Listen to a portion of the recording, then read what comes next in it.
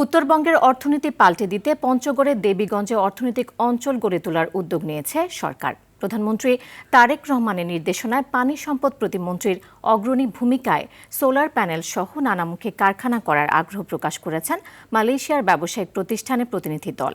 এতে খুশি স্থানীয় ব্যবসায়ীরা বলছেন, অর্থনৈতিক জোন প্রতিষ্ঠা হলে পাল্টে যাবে প্রত্যন্ত অঞ্চলের চিত্র। পঞ্চগড় প্রতিনিধি মোহাম্মদ হারুনুর রশিদের রিপোর্ট, জানাচ্ছেন আবরার মাহি। AKS অর্জন করল গিনেস ওয়ার্ল্ড রেকর্ডস। AKS পঞ্চগড়ের দেবীগঞ্জ উপজেলা সদর এবং সোনাহার ইউনিয়নের সংযোগস্থলে দারারহাট আশ্রয়ণ প্রকল্পের পাশে প্রায় 217 একরের বেশি পতিত খাস জমিতে উন্নয়ন প্রকল্প করার দাবি দীর্ঘদিনের। ইতোমধ্যে সরকার ওই খাস জমিটি বাংলাদেশ অর্থনৈতিক অঞ্চল অথরিটির কাছে হস্তান্তর প্রক্রিয়া শেষ করেছে। এরপরে এলাকা পরিদর্শন করেন অর্থনৈতিক অঞ্চল কর্মকর্তারা। স্থানীয়রা বলছেন, অর্থনৈতিক অঞ্চল বাস্তবায়ন হলে উন্নয়ন হবে প্রান্তিক অনগ্রসর জনগোষ্ঠীর জীবনমান। এখানে ইপিজেড হওয়ার সম্ভাবনা আছে, আমরা আগে থেকে শুনছি।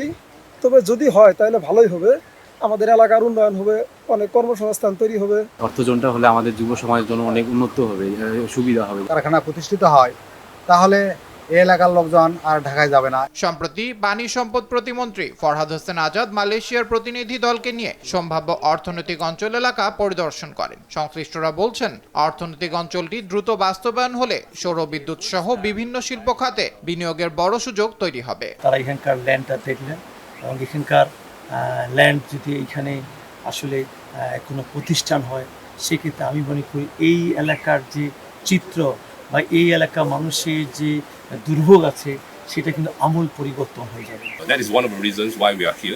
আমি মনে করি এখানে বিনিয়োগের যথেষ্ট সুযোগ রয়েছে, কৃষি নির্ভর শিল্পের সম্ভাবনাও রয়েছে।